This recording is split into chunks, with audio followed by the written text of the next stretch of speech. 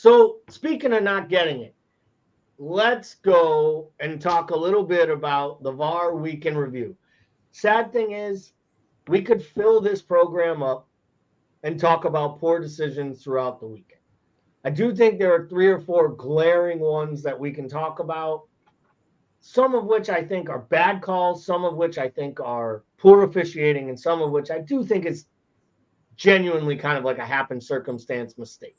So let's start with maybe the most egregious talking point of the whole weekend, which occurs in the Southampton-Newcastle match.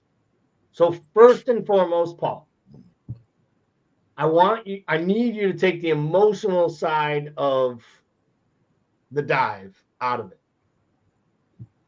Letter of the law, if you put your head on another player's head, even slightly and lean forward, there is a chance you're getting sent off.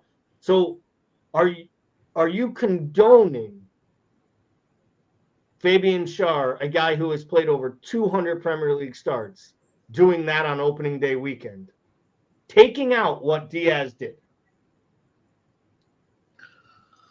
I'm not condoning it. I think, to me, both players it's a coming together of two players, and one player makes a meal of it, mainly because he's an Englishman masquerading as a Chilean. Any guy named Ben who rolls with 3 names ending in Diaz, like, I have questionable thoughts about it anyway. I just really hate it. I really just hate it in general. Like, I thought it's such a gross thing because, like, I think that we're really stretching the fucking definition of violent conduct here, right? Like, 100%. if you look at this, like, at the end of the day, that's what we're getting a straight red for, is violent conduct. And it is 2 players going at it. They're both jawing. And I think I'd have to watch it back, but I think Diaz actually initiates, he's the one that steps up first. He walks forward, but Schär puts his head on his head, and then Schär leans in. And from that moment, Spaniard goes literally like, so I think sale. Schär's got to be smarter there, but, like, also, like, why? Like, that's what I hate about it. Like, why does he have to be? Like, he shouldn't have to be. Like, you know, like, they're both having an emotional moment. I just hate it. I hated all of it. I thought it was gross. Like, never a red for me. I think we're both on this one. Maybe we need to rewrite a little bit of the violent conduct rules. Right. Maybe we need to have – I almost wonder if, like, I know it sounds stupid, but, like, you review every goal for errors in buildup, handballs. Why isn't something as influential as – why isn't every red card just reviewed? Right. By VAR? Yeah, I'm with you on that. For validity. To me, that would be an easy answer, but, you know, easy answers normally aren't the right way to go when it comes to these morons and buffoons. So we'll take that one out of the equation. Let's fast forward over to Villa.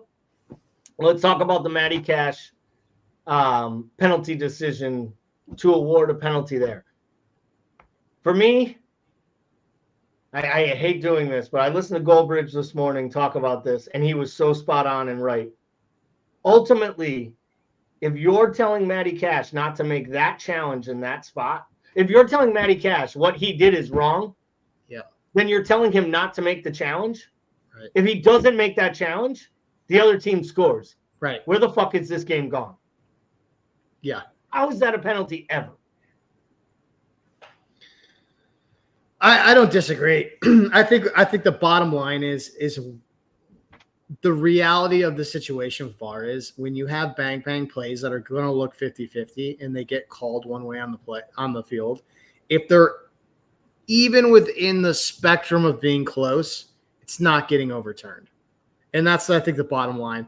I think you could ask 10 people, neutral fans, whether that was a penalty, and you'd get 5 that say it was and 5 that said it wasn't.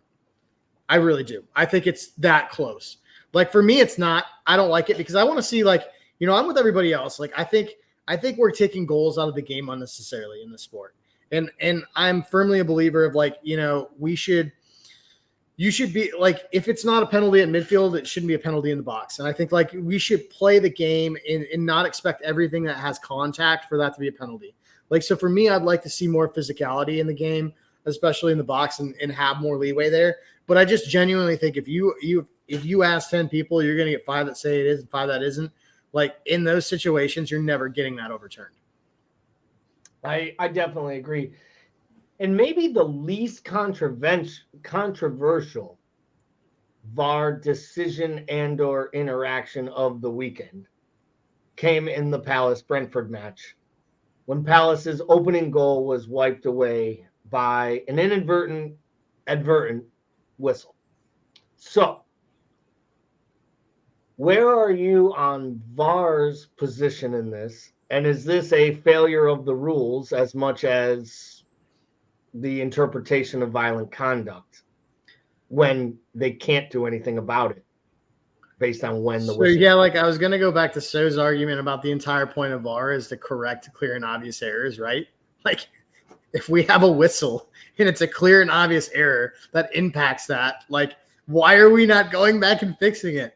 I mean, other than the fact that we have a million fantasy owners out there just absolutely losing their mind on that play. I wasn't one of those because I decided to sell him out of my team when I thought he might go to City and play, once every 8 games in Pep Roulette. Right. He left my team, so I was one who was kind of like, well, that's the worst thing in the world. Yeah. That being said, I'll do 2 things here. 1, egregious call. Huge mistake. Yep. I put a lot of it on PGMOL because they told all these refs to stop all this battling in the box and be more diligent about defenders holding and offensive players creating picks and screens, right? Steal basketball term. Like they want the blocking off. You know what they want? They want the set play coach. They want the set piece coaches to play a lot less of a role. Because it's like, we used to play this game and we put this guy here and everyone man marked and a couple guys would run around and every once in a while, John Barnes would out jump everyone and we get a header for a goal. Right? Now it's like there is an art behind it. Yep. There are 3 players blocking off the defender on Virgil van Dijk every time Liverpool breaks in the box. Like we do it. Other teams do it. I do think the ref made the first mistake, just like Flecken did, to assume that Eze was crossing that ball. Right. He wasn't even looking at the kick. He's looking at the play. Now, in the back of his mind is, I'm supposed to pay attention to all these fouls. He sees it coming together. I personally believe that Hughes, I think it's a foul against Hughes, not on Hughes. Yeah, I thought the call was completely outrageous in general. Like, it just was wrong. Then the guy takes the keeper on, calls out the keeper, gets the inside of the post, puts it in the net, and they go to VAR and actually determine that the whistle occurred before the ball went in the net, and therefore they can't do anything about it. Shambles. Yep. One thing I do want to point out, Tierney, Oliver, Taylor, right? Those guys, they hide behind these mistakes. They hide behind mistakes. They hide behind calls. Supposedly, the referee addressed the entire Crystal Palace team and Eze at completion of the game, admitting his mistake, and said that if they would allow him to, he would go to the media and do it. But the league won't let him acknowledge it publicly. I did not know this because I was watching and I was like, who is this guy? Did you know that he was the highest rated English official in all 5 divisions over the last 5 seasons? Wow. He has just become, for the first time ever, a full-time EPL referee, will not be refereeing in the lower leagues. I give him credit for acknowledging a mistake in his big moment. Yeah, but isn't that all? Like, look, we know this job is hard, right? We know it's hard. But that's all we want. And I think that what bothers football fans is not only the lack of transparency, but the lack of accountability, right? So, like, for me, that's a big deal. Like, to have a ref come out. And I got to imagine as a player that has to be a big deal, right? I mean, I think that would feel like – I mean, I love that. Like, I think the game needs more of that. Long may it continue, and hopefully he comes out and smashes it the rest of the year. Well, that's my hope. My hope is that other Premier League teams and players – will give him some respect for admitting his mistake. And I will say, I'm not sure I've ever heard a player be classier than Eze was post-match, where he's like, hey, we all make mistakes. I make mistakes. He told me it was a mistake. What can I do other than accept his apology? I was like, oh, thank you. Because if that were Bruno Fernandes, we'd be hearing about the goal and the points and everything out throughout the season. It did cost Crystal Palace what could be a very, very important point, though, if they are able to push themselves in to those rounds. So let's take a quick